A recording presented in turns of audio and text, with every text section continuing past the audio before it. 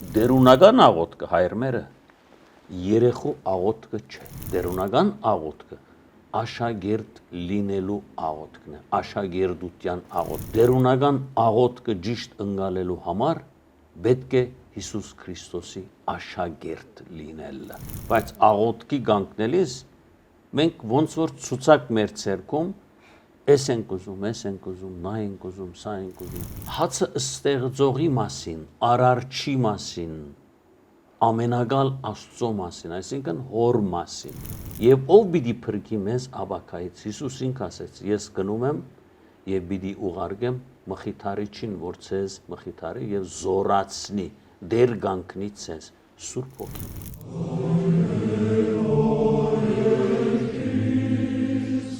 Բարև ձեզ, սիրելի հետևորդներ, մենք նոր շարք ենք սկսում, խոսելու ենք տերունական աղոթքի մասին, մեր տաղավարում է Արշավիր Կապուճյանը։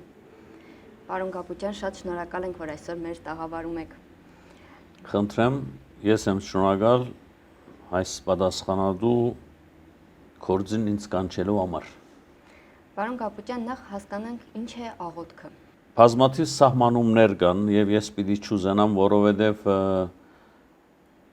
երեխան եւ մարդիկ աղոթքի մասին տարբեր ընկալումներ եւ տարբեր սահմանումներ անպայման ունեն եւ այսօր էլ երբած են բարարանները կտեսնեն այնտեղ թե ինչ է նշանակում աղոթք։ Ես այս ծրագրի մեջ պիտի ուզենամ շատ կարճ ցևով խոսել աղոթքի սահմանման մասին եւ մի քանի բնութագրումներ անել։ Ուղղակի իբրև երևի հոմանիշ աղոթք նշանակում է աղերս, խնդրանք, ցանկություն, աղաչանք։ Սպոլորն է։ Բնականորեն դարբեր սահմանումներ, ինչպես ասեցի, շատ կան փառապանական աղոթներ, քոհապանական աղոթներ, բայց այսօր երբ ովևէ մեկի կարողանաս հարց տալ, թե ինչ է նշանակում աղոթել եւ ինչու են աղոթում, բնականորեն պիտի ասեն Աստծուց խնդրում ենք ինչ որ բան։ Ցանկանում ենք, որ մեր կյանքում այսպիսի բան լինի եւ դա աղոթքով է լինում, ինչպես Հիսուս ինքը ասում իր հետևորդներին. ինչ որ հավատքով եւ աղոթքով խնդրեք, այն կտրվի ցեզ։ Հետեւաբար աղոթք նշանակում է աղերս, աղաչանք, ցանկություն, խնդրանք եւ այլն։ Եվ սա նշանակում է երբ կա ինչ որ մի իրավիճակում աղերս աղաչանք, նշանակում է հասցեադեր կա աղոթողը եւ աղոթքի առարգան, ու մենք աղոթում կամ զրուցակից ես զրուցում եմ քեզ հետ։ Եվ այս առումով, եթե աղոթքը աղաչանք, աղերս, ցանկություն, խնդրանք է, հետևաբար կա նաև այստեղ մի կարևոր հասկացություն, որ կոչվում է գաղվածություն։ Մենք գաղված ենք ինչ որ մեկից։ Դա ուզենք կամ չուզենք, սա բնության օրենքն է, մարդկային փոխհարաբերության մեջ գաղվածությունը անպայման ներկա է։ Անպայմանորեն կա, չկա կյանքի մեջ այդպես ինքնանգախ մի իրավիճակ, որ ուրիշի հետ կապ չունենա։ Փոխազդեցությունը շատ կարևոր է մարդկային փոխհարաբերության մեջ։ Առավել եւս կրոնական կյանքում, երբ մարդ իր Աստծո հետ հարաբերության մեջ, Աստված եւ մարդ հարաբերության մեջ ունի կախվածություն եւ Աստված ուզում է, որ մենք կախված լինենք իրենից։ Սա դաժան, ինքնասեր, անձնասեր, էգոիստ Աստծո մասին չէ խոսքը։ Թե Աստված ուզում է ամեն ինչ, եթե մենք մտածում ենք, որ Աստծո կամքը բարին է, հետևաբար այո, Աստված ուզում է, որ մենք կախված լինենք իրենից։ Աստծուց է մեր կախվածությունը։ Բայց այս կախվածությունը նաև գիտակցական պետք է լինի, այսինքն ինքնաճանաչում։ Մենք պիտի իմանանք, թե ով ենք, եւ մեր եւ Աստված փոխհարաբերությունը այնպիսի փոխկապակցված պետք է լինի փոխազդեցության լույսի ներքո, որ դա ամեն ինչ իր տեղը ընկնի։ Սա է իմ ընկալմամբ աղոթքի ընկալումը եւ հասկացությունը։ Պարոն Կապուտյան, որտեղից է գալիս տերունական աղոթքը։ Քրիստոնեական ամեն երևույթ, ամեն թավանանք, ամեն սկզբունք գալիս է Աստվածաշնչից։ Եվ եթե խոսում ենք մենք քրիստոնեության մասին, բնականորեն ագունքը մեր բոլոր երևույթների կամ թավանանքի եւ սկզբունքների գալիս է մեր Տեր Հիսուս Քրիստոսից։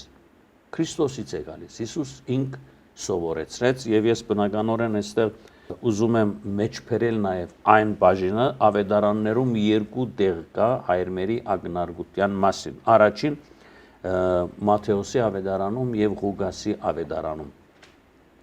Տեսեք, Ղուկասի ավետարանում հետևյալ նախընթացը կա։ Պատահեց, որ Հիսուսը մի տեղ աղոթում էր, երբ վերջացրեց աղոթել, իր աշակերտներից մեկն ասաց. «Դեր աղոթել սովորեցրում ես»։ Եվ Հիսուս ասում է, երբ աղոթում եք, ասացեք. «Հայր մեր, որ երկնքում ես», կամ «Հայր մեր, որ հերկինս ես», կամ «Հայր մեր երկնավոր» եւ այլն։ Մենք նույնը ունենք Մատթեոսի ավետարանում Լերան քարոզի ուսուցումների շարքում 6-րդ գլխում, երբ խոսում է տարբեր սկզբունքների մասին, իշարս նրանց նաև խոսում է աղոթքի մասին, կա բաժին աղոթքի ուսուցում, ինչպես պետք է աղոթել։ Բայց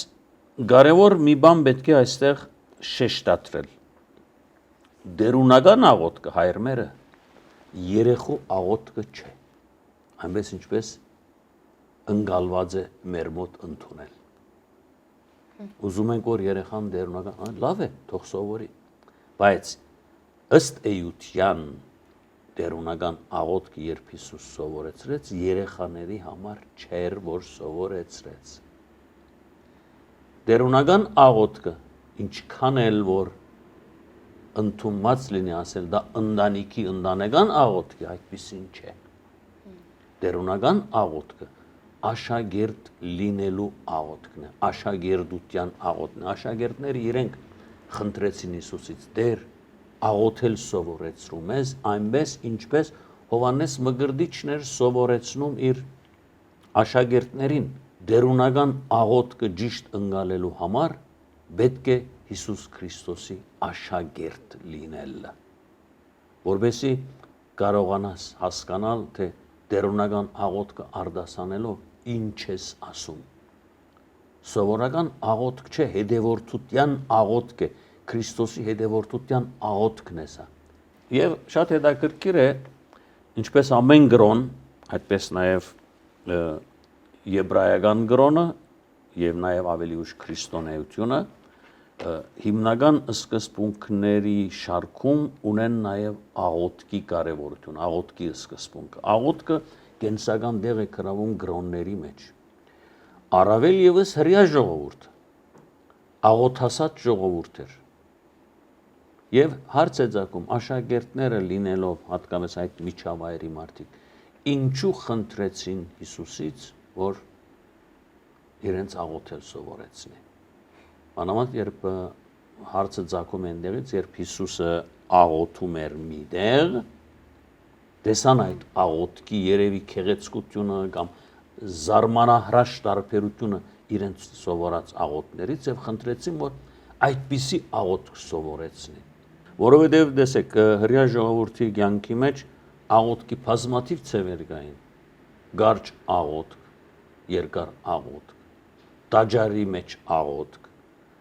Փարիսեցու Սամարացու աղոթքը գիտենք, տաճար բարձրացան աղոթքի, ոտի կանգնած աղոթք, ծնգաչոք աղոթք, բազգադարած աղոթք, փողոցներում աղոթք, հրաբարակների վրա կանգնած աղոթք, տարբեր ժամերի աղոթք, տարբեր միջավայրի, տարբեր ժամի, տարբեր ձևի աղոթք։ Այսինքն եւ պատկերացրեք այսպիսի միջավայրի մեջ մեծացած մարդիկ հանգարց Հիսուսից խնդրում են նոր աղոթք, այո, որովհետև ըստ երևույթին հին աղոթքը իր էությունից արդեն դադարգվել էր, բարբվել էր, ցևական բան էր դարձել։ Ինչպես մենք էլ, եթե հիմա եկեղեցի ենք մտնում արագ հայրմեր ենք ասում, դա աղոթել չէ։ Որտեղ զբաղված ենք արագ պիտի ելնենք, բայց քոնե մի հատ հայրմեր ասենք դուրս գանք, սա աղոթ չէ, աղոթելը հասկանալ է նշանակում, թե ինչ ես ասում եւ ինչ ես ուզում ասել։ Շարունակելով այս զրույցը, մի փոքր խոսենք տերունական աղոթքի էության մասին։ Շատ հետաքրքիր հարց տվեցիր, փորձեմ մի քիչ կարճ լինել, երբ ուսումնասիրում ենք տերունական աղոթքը, մենք հանդիպում ենք երկու խնդրական աղերսական բաժինների։ Առաջին խնդրանքի խմբականակը Աստծուն են վերաբերում։ Բոլորս էլ գիտենք, տերունական աղոթք երբ ասում ենք, Հայր մեր, սուրբ թող լինի քո անունը, թող գա քո արքայությունը, թող կատարվի քո կամքը։ Երեք խնդրանքներ, բոլորը թող սրբապանվի քո անունը, թող քո արքայությունը գա եւ թող քո կամքը կատարվի երկրի վրա, այնպես ինչպես երկնքում է։ Աստծուն են վերաբերում։ Երկրորդ երեք խնդրանքները կապ ունեն մեր կյանքի կենսական անհրաժեշտ եղող իրականությունների հետ։ Ինչ ենք խնդրում։ Ամենօրյա մեր հացը, մեր հանցանքների ներողամտություն եւ խնդրել, որ թույլ չդրվի մեզ ընկնել փորձության մեջ։ Երեք բաժիններ, երեք խնդրանքներ։ Բայց ամենակարևորը մի բան բարձ է այստեղ, որ բեք չէ մեր կամքը հարգադրել Աստծուն։ Շատ հաճախ մոռանում ենք, թե ինչ է նշանակում թող քո կամքը լինի։ Բայց աղոթքի կանգնելիս մենք ոնց որ ցուցակ մեր ցերքում էս ենք ուզում, էս ենք ուզում, նա ենք ուզում, սա ենք ուզում, այնպիսի բաներ, որ աղոթքի էությունից մեզ դադարում։ Այո, տեսեք, ես թեմ չեմ, որ նույնիսկ նյութական բաներ պետք է մենք Աստծուց ուզենք։ Հացի ընկալման մեջ նյութական աշխարհի ամբողջությունը կա։ Այո, հացի մեջ կա հագուստը, տունը, մեքենան, ամեն ինչ, որ աշխարհի կյանքի հետ կապված է եւ դա մենք գիտակցաբար ենք Աստծուց ուզում, գիտենք, որ Աստված է ստեղծել եւ Աստված է դալիս։ Հացը ներգայի բահանջ է, հացը ներգայի բահանջ է։ Եվ երբ հացի մասին ենք խոսում, մենք մտածում ենք հացը ստեղծողի մասին, արարչի մասին, ամենակալ Աստծո մասին, այսինքն հոր մասին, առաջին։ Երկրորդ, երբ խնդրում ենք ներիր մեր հանցանքները, ներողամտություն, մենք խոսում ենք մի երևույթի մասին, որ անցյալում է եղել։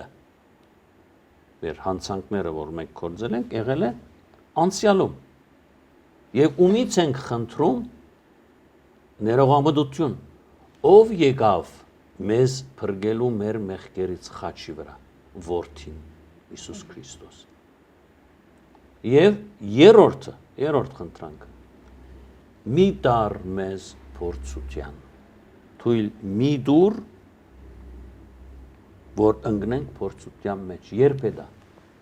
ավական է, հիմա չէ, անցյալը չէ, անցյալին եղել է, ընկել ենք, դա մեղք է, եւ խնդրում ենք, որ ներվի մեզ, հիմա նոր խնդրանք, քալիքի մասին, աբակայի մասին է, եւ ով պիտի փրկի մեզ աբակայից, Հիսուս ինքը ասեց, ես գնում եմ եւ պիտի ուղարկեմ մխիթարիչին, որ ցեզ մխիթարի եւ զորացնի, դեր գանքնի ցեզ, Սուրբ Հոգին։ Ասիկ տեսեք, ներգան, անցյալը, աբական, հայրը իբրև արարիչ, որդին իբրև ներող, քավող մեր մեղքերը եւ Սուրբ Հոգին առաջնորդող մեզ մեր քալիք ժամանակահատվածներում, մանավանդ դժվարությունների մեջ։ Տեսեք, Հիսուս մգրդվելուց հետո, երբ անաբատ գնաց, ավետարանիչը ասում է, եւ Սուրբ Հոգու առաջնորդությամբ Հիսուս քնած անաբատ փորձը վելու սատանայից Սուրբ Հոգին առաջնորդեց այդ առումով նաեւ մենք Սուրբ Հոգու զորությունն ենք խնդրում որ մեզ փորձության չդանի մի բան շատ կարեւոր է այս բաժինը եզրակացնելու համար Հիսուս սովորեցնում է մեր ամբողջ կյանքը բերել Աստծո հսկող աչքի առաջ եւ Աստծուն մեր կյանքի ողջ բնակավարների մեջ տեղադրել ոչ թե մեկը միայն այլ երկուսը միադեղ Շնորհակալ եմ